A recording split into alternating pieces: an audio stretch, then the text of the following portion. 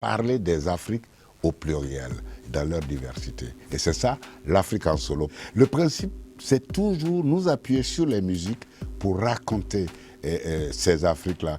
Parce que, quelle que soit la partie de l'Afrique où on se retrouve, quelle que soit la société dans laquelle on se retrouve, la musique a toujours occupé une place prépondérante, en ce sens que la musique va chroniquer l'actualité.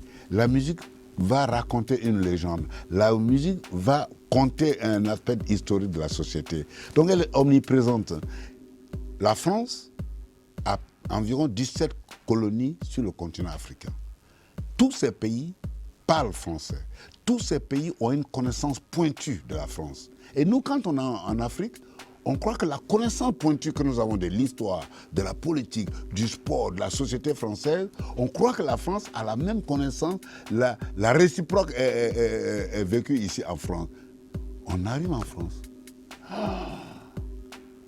Quelle surprise! Et les médias occidentaux, les médias français en particulier, globalement, 99% des fois qu'ils parlent, qu'ils évoquent l'Afrique, c'est pour montrer la guerre de l'Afrique, pour montrer la famine, pour montrer la pauvreté, pour montrer la misère, la maladie, le sida, les dictateurs. Je dis, ok, ce n'est pas que nous voulions dire que tous ces aspects-là n'existent pas, mais on dit, mais il n'y a pas que ceux-là. La jeunesse contemporaine, elle est déjà prise en otage. Quand ils sont arrivés sur le marché du travail, il n'y avait plus rien à leur proposer. Et à l'opposé, qu'est-ce qu'on leur a bourré dans la tête? Qu'est-ce qu'on leur a mis à coups de burin, de pub, d'affichage, d'écran de télévision? La société de consommation. On dit, oui, ils n'ont pas de repères, ils n'ont plus de respect pour les anciens, ils n'ont plus de respect pour les valeurs. Mais nous-mêmes, à l'intérieur, dans nos familles, quelles valeurs nous leur avons données? On est assaillis par les bouquets, par tout ce que l'Europe déverse comme image sur cette Afrique-là. Et cette Afrique n'a pas les moyens de résister à cette nouvelle colonisation qui est plus violente que celle physique d'hier. L'Afrique est toujours colonisée. Des internautes qui diront ça, va dire, il exagère celui-là quand même. En même temps, il dit oui, je suis amoureux de la France, j'aime la France. Oui, ça peut vous paraître contradictoire, mais c'est pas parce que je suis tombé amoureux de la France, il y a une France que j'aime, pas la France des politiciens, mais la France des vrais Français. C'est pas parce que j'aime celle-là que je ne peux pas ne pas constater que mon pays et mon continent dans sa globalité est toujours colonisé. On a juste changé le nom.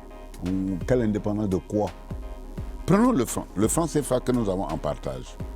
Pour l'Afrique occidentale, les billets ont une certaine couleur. Pour l'Afrique centrale, les billets ont une autre couleur. Tout ça, ce sont les colonies françaises. Hein.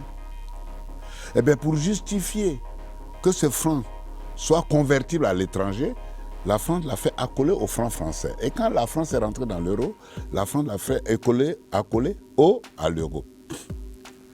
Mais pour que nous puissions avoir ce bénéfice, cette largesse d'être convertible à l'étranger grâce à l'euro de la France, eh bien, tous ces États africains reversent 50% de toutes les devises à l'exportation.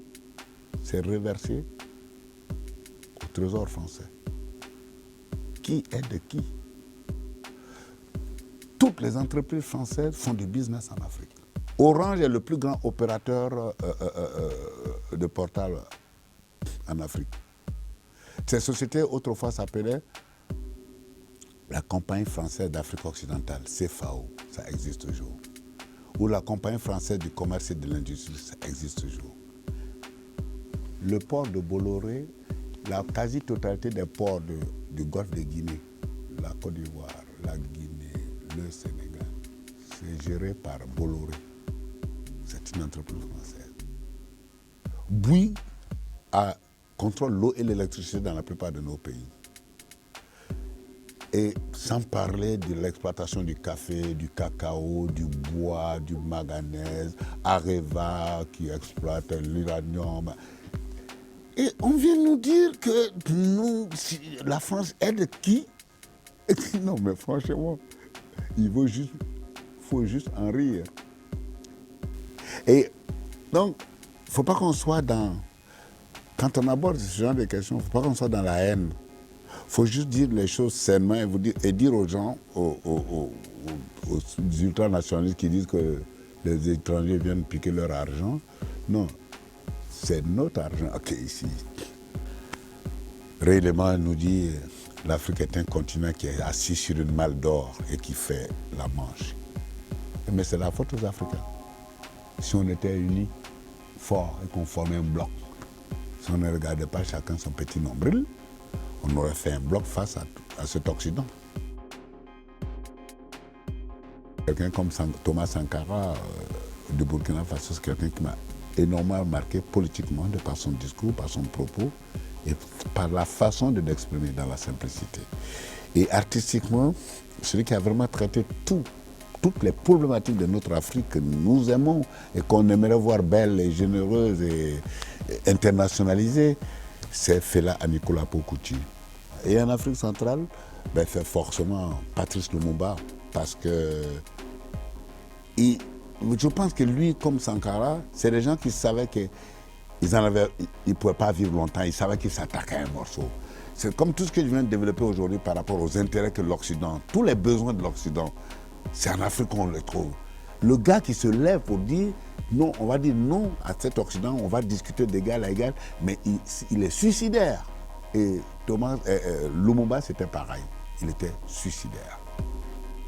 Et plus bas, côté Afrique australe, c'est Mandela. Et au-delà, je vais aller dire des Webb du Bois, de la résistance des Black Panthers, de Stokely Carmichael, parce qu'on a besoin de nous nourrir en permanence de la démarche, de l'action de ces gens et de voir aussi ce qu'ils ont perdu.